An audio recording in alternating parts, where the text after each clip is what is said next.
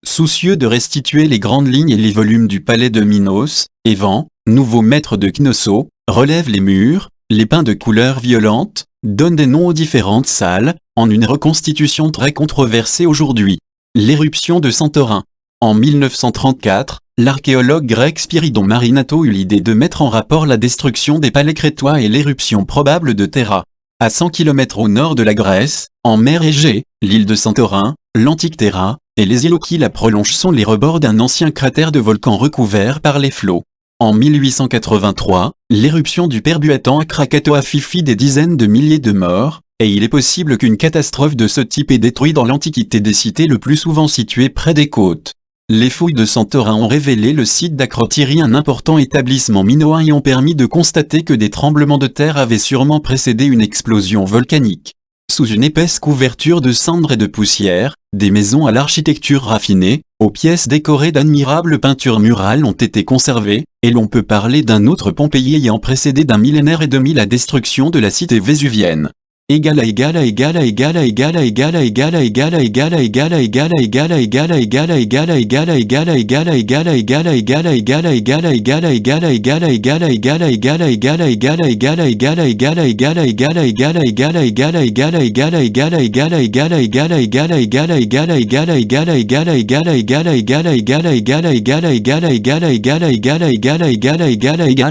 Description de la carte de la région cretoise. Principaux palais cretois, Agia, Iriada, Festo, Vassiliki, Zagros, Palais-Castro, Malia, Knossos, Rhodes, Terra. Villes et régions environnantes, Péloponnèse, Cyclades, Mycène, Samos, Milet, Troie, Chypre, Thessalie. Cours d'eau, mer Icarienne, mer Égée.